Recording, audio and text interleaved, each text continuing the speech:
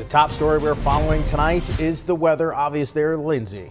Our team tracking a winter storm system moving into the Carolinas. Yeah, we have team coverage on how the Triad is preparing for this potential impacts of this weekend's upcoming storm. Let's begin with Chief Meteorologist Laney Pope. Laney, what is the timing looking like for the storm? Well, we do still have some time to prepare. We're not under a warning yet, but we're anticipating that winter storm warning coming into our area soon. We've got winter storm warnings here. They've been upgraded from watches to warnings all out to our west. Will likely be next, like I said. And it is anticipation of snow as well as predominantly a wintry mix of sleet and freezing rain that'll be moving into our area. But you see the huge areas of snow as well as that mix making their way across the deep south, and then noticing too areas of low pressure that are going to help to keep funneling in that moisture. So once we do start with this precipitation event, it is likely going to continue. So starting Saturday and then continuing into the day on Sunday. And right now, like I said, it does look like we have the setup for mainly sleet and freezing rain. So that winter storm watch includes not just us all the way down to Charlotte, over to Raleigh, as well as our mountain communities. So now you still have time to prepare. We're still a couple of days away from this storm. We are anticipating a brief period of snow, then mainly sleet and freezing rain. So we're preparing for an icy mix across our area. The impacts depend on how much sleet and how much freezing rain, and we'll be fine tuning that. And I'm going to be giving you some amounts coming up a little bit later. We are concerned about travel impacts as well as power outages. Let's check in with Dave with more.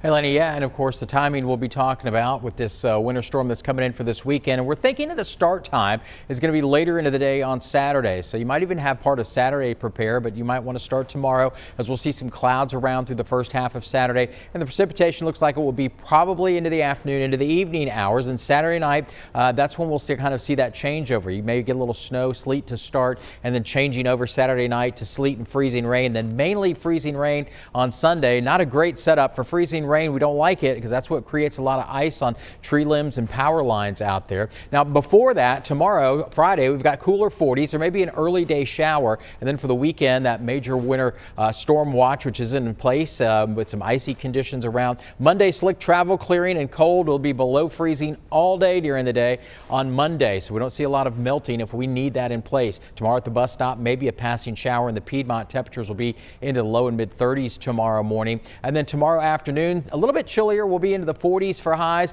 We'll see some clouds early, and then we may see a few breaks of sun as we get into tomorrow afternoon. We are going to talk a little bit more about where some of these lines are for freezing rain and sleet, and a little bit more on the timing of that, where you might live. We'll discuss it all coming up in just a little bit.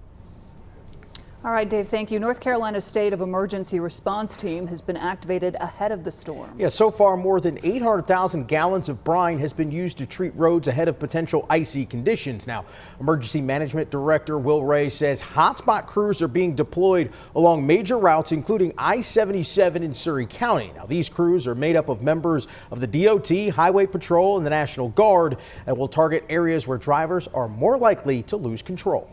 These are combination teams of the NCDOT and North Carolina National Guard to ensure safe movement and address stranded vehicles from along our major roadways. These teams will be moved around those impacted areas as needed. He also says the Forest Service has been activated and is prepared to clear any downed trees. The city of Greensboro is sharing how to prepare for what's shaping up to be a significant winter storm. WXII 12's Joshua Davis joining us from one of the city's salt barns with more on the winter weather preps underway now. Joshua? Lindsay, good afternoon. The city's deputy director of transportation says they're absolutely ready for whatever this storm may throw at them. They've already been busy pre-treating roads to get ahead. Right now, the city has about 5,000 tons of salt spread between two locations. Nathaniel Moore says it's not just their salt supplies. Their equipment is already pre-positioned so they can wage a proactive snow fight. His staff will have to cover about 2,500 miles of road, paying special attention to overpasses, bridges, and shaded areas. Once the storm hits, they'll shift into emergency operations, with crews running 12-hour shifts until the weather lets up. He adds they have enough salt to last through the initial impact of the storm and beyond. Everything we keep on hand at any given time, typically I can get through about 4 events. What we do though, as soon as we knew this event was coming in, we had placed an order so that they will start delivering and resupplying our stockpile next week.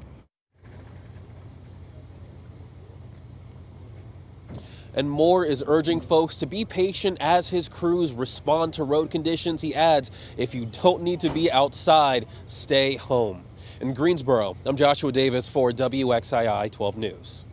All right, thanks, Joshua. In Surrey County, the city of Mount Airy is also getting ready ahead of this winter weather moving in. WXII 12 Sarah Sowers spoke with city leaders about those preparations. Sarah? The city of Mount Airy is preparing as much as possible. From brining the roads to staffing first responders, they say they're ready for whatever the storm may bring. With the help of Surrey County and the DOT, city crews have brined roads and have other crews on standby to continue working throughout the weekend. Firefighters are also double staffed in anticipation of icy conditions and potential car accidents. The best practice, they say, is to stay off the roads as much as possible. Historically, our Public Works Department, they take care of all the pre-treating of the roads. You know, they are forming their crews that will be working, you know, throughout the night as they start pushing snow over the weekend. You know, a lot of them will be working around the clock throughout the night, along with the police and fire that will be doing the same and responding to any emergencies.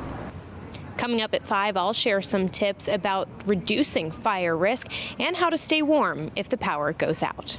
In Mount Airy, Sarah Sowers, WXII 12 News. All right, Sarah, thank you. In Winston-Salem, crews continued brining the roads today ahead of the storm. And once it does hit, crews will shift it into inclement weather mode, focusing on major roads when brining, salting, or plowing, and then work their way down. Emergency management officials say if you need to travel, do so before the storm begins. Also, make sure you are stocked up with essential items like food and your medications. Now, due to the storm, several games are also being moved. Wake Forest's Saturday game against Duke will now tip off at noon. Now, the game was originally slated to tip off at 5:45. Now, the game will still air on the Triad CW. Also of note, North Carolina's Saturday meeting with Virginia has also been moved to noon as well. That game is originally slated to begin in Charlottesville at 2. Now, hoops not the only adjustment underway. A pair of local hockey games on the move as well. The Gargoyles moving Saturday's game to 2 o'clock, while the Twin City Thunderbirds are also moving their game up to 2:30. And we do want to remind you, if you would like to report a closing or delay, you can find instructions on how to do so on WXII12.com. You can scan the QR code on the right side of your screen, and that will take you to our website. We will continue to provide updates on this storm on air and online. You can watch our team of meteorologists live on the WXII 12 Facebook page and our YouTube channel as well.